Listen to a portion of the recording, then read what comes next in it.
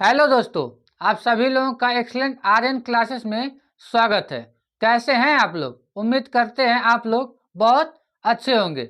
हम लोग कैलेंडर का बचा हुआ पार्ट जो है आज समाप्त कर देंगे। ठीक, तो कैलेंडर में हम लोग पीछे जो पढ़े थे जन्मदिन का दिन निकालना। ठीक है, अगर बड़े भाई का जन्मदिन का दिन दिया हुआ है, उसके बाद छोटे भाई का जो छोटा है बड़ा जो भी रहता है उसका निकालने के लिए हम लोग सीख रहे थे। ठीक है, और इसके पीछे जो भी हम पढ़ाए हैं पूरा वीडियो उम्मीद करते हैं आप लोग देख लिए होंगे और अच्छे से प्रैक्टिस भी करते होंगे। करने के बाद आपका एक भी क्वेश्चन छूटेगा नहीं कि कोई भी एग्जाम होगा, एसएससी का चाहे यूपी पुलिस या एसएससी जीडी या कोई भी एग्जाम होगा, एक भी क्वेश्चन आपका जो भी पढ़ा दिए हैं, ये चौथा चैप्टर चल रहा है रीजनिंग का, एक भी क्वेश्चन आपका छूटेगा नहीं। ठीक है, देखिए अब हम लोग इस क्वेश्चन को देख करके पूरा जो निकालना है इसमें देखेंगे। ठीक, देखिए क्वेश्चन लिखा हुआ है राम मोहन से 333 दिन छोटा है। ठीक है, यानी मोहन राम से 333 दिन बड़ा भी है। कहने का मतलब यही है ना कि राम मोहन से 333 दिन छोटा है, मोहन से 333 दिन छोटा है, तथा श्याम से 81 दिन बड़ा है। तो देखिए श्याम से 81 दिन बड़ा है। ठीक है, तथा आ जाएगा या लेकिन आ जाएगा तो पहले वाले राम के लिए कह रहा है, यानी 81 दिन बड़े हैं। ठीक है, इनसे बड़ा है तो ऐसे चिन्ह भी लगा सकते हैं, चाहे ऊपर नीचे लिखे तभी पता चल जाएगा। यहाँ ऐसे लगा दें तो इसका मतलब ये हो जाएगा कि ये इनसे छोटा है। उसके बाद देखिए यदि राम का जन्म रविवार का दिन हुआ तो राम है, इनका जो जन्म हुआ है रविवार के दिन हुआ है, तो पूछ क्या रहा है मोहन और श्याम का जन्म कौन से दिन हुआ होगा। तो इसे निकालने के लिए सबसे पहले हम क्या करते हैं, विषम दिन को निकालेंगे। तो देखिए 333 है, तो इसका विषम दिन निकालने के लिए भाग देंगे। ठीक है, 7 का, तो जो शेष बच जाएगा वही विषम दिन हो जाता है। तो 7 चौक 28, 5 हो जाएगा 53 हो जाएगा, 7 56, यानी 7 7 49 हो जाएगा। 56 ज्यादा हो गया तो 49 कितना बच जाएगा, 4 बच जाएगा। ठीक, 4 लिख लिए। उसके बाद देखिए बताए थे कि अगर बड़े भाई का दिया होगा, बड़े भाई का मानो जन्मदिन का दिन दिया होगा और छोटे भाई का निकालना है, छोटे भाई क्या करना है, निकालना है, तो हम क्या करते हैं प्लस कर देते हैं। ठीक, अब कोई पूछेगा प्लस क्यों करते हैं, क्योंकि आगे और पीछे वाले जो कॉन्सेप्ट बताए थे सेम उसी पे है। जैसे मान लीजिए बड़ा भाई है और छोटा भाई है, तो बड़ा भाई के आगे ही तो मानो उसका छोटे भाई का जन्म हुआ होगा, तो इसलिए आगे के लिए यहाँ प्लस हो जाएगा। अगर मान लीजिए छोटे भाई का अगर इसका दिया है, छोटे भाई का दिया है और बड़े भाई का पूछना है, उल्टा हो गया, तो उल्टा वाले में हम प्लस था तो माइनस कर देंगे। क्योंकि देखिए छोटे भाई का अगर जन्म हुआ होगा तो बड़े भाई का उसके पीछे हुआ होगा कि नहीं हुआ होगा, तो सेम यही कॉन्सेप्ट लगा लीजिएगा। अगर छोटे भाई का दिया होगा तो बड़े भाई का माइनस कर लेंगे, और बड़े भाई का दिया होगा तो छोटे भाई का निकालने के लिए प्लस कर लेंगे। ठीक, अब देखिए तो यहाँ पे देखिए मोहन दिया राम है, तो मोहन बड़ा है ना, और दिया किसका है, छोटे वाले का, राम का।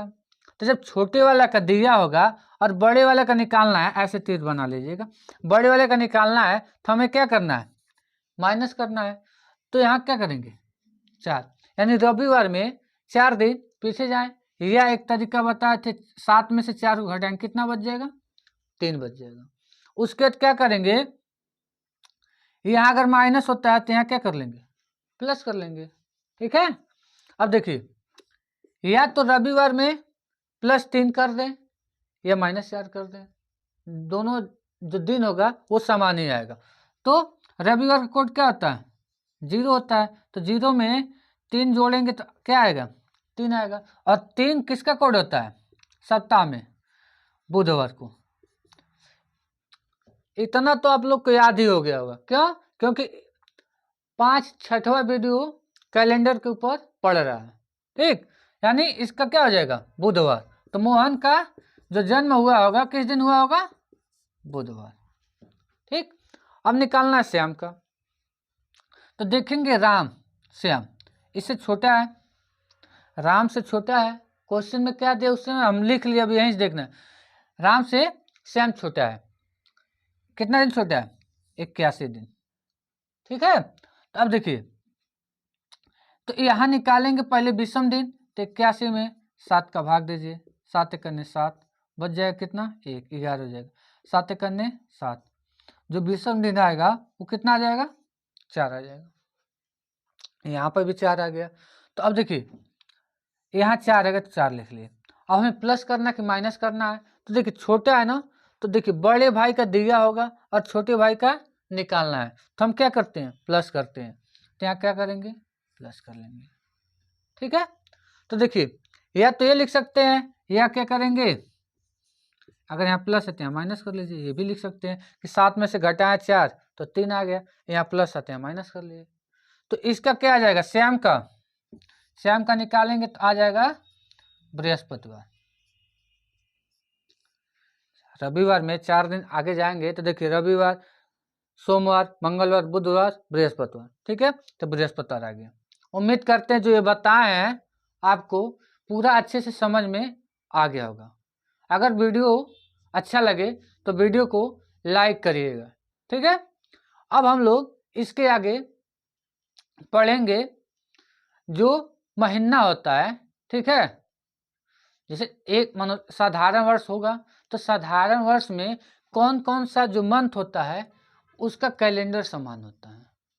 इसको हम वास्तविक दिन जब निकाल करके बताए थे तो उसमें थोड़ा सा बताए थे। ये भी कहे थे कि जब हम बेसिक पढ़ाएंगे तो आप लोगों को पूरा अच्छे से हम बताएंगे कि कौन सा मंथ का कैलेंडर उसका पूरा दिन समान होता है। ठीक है, तो आज हम उस पर बात करेंगे। हेलो दोस्तों, अब हम पढ़ेंगे कौन से मंथ का कैलेंडर समान होता है। ठीक है, यानी साधारण वर्ष में कौन से मंथ का कैलेंडर समान होता है और लीप वर्ष में कौन से मंथ का कैलेंडर समान होता है।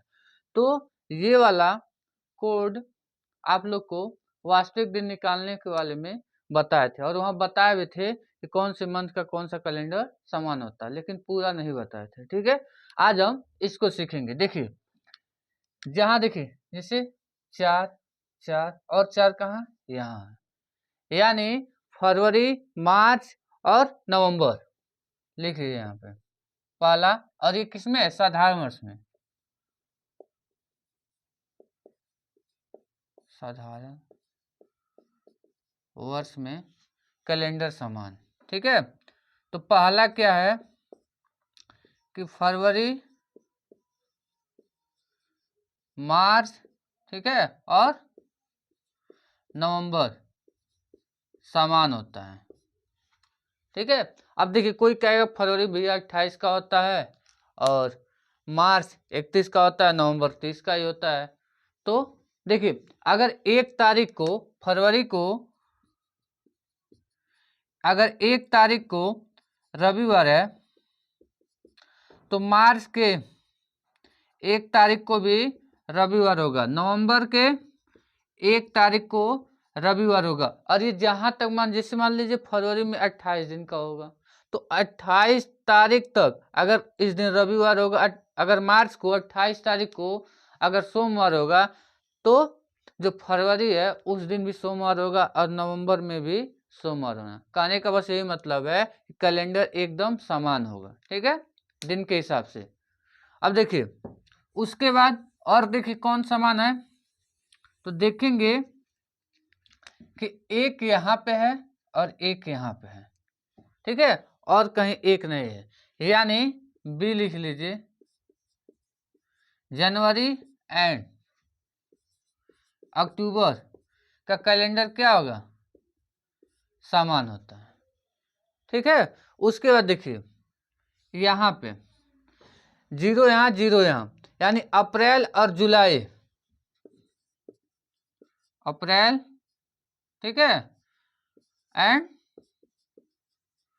जुलाई का कैलेंडर भी समान होता है। यानी अगर 1 अप्रैल चाहे 5 अप्रैल को अगर बुधवार होगा तो 5 जुलाई को भी बुधवार होगा। उसके बाद देखिए सी हो गया। अब देख लीजिए 1 वाला भी हो गया, 0 वाला भी हो गया। अब 2 कहीं नहीं है, ठीक, अकेला ही है। उसके बाद जून भी और अगस्त भी। और एक चीज देख लीजिए यहाँ पे 6 और 6 ये भी तो समान है। यानी जो कोड दिया हुआ अगर 6 यहाँ 6 यहाँ तो इन दोनों मंथ का समान होगा। यानी सितंबर और दिसंबर, डी में लिख लीजिए सितंबर एंड दिसंबर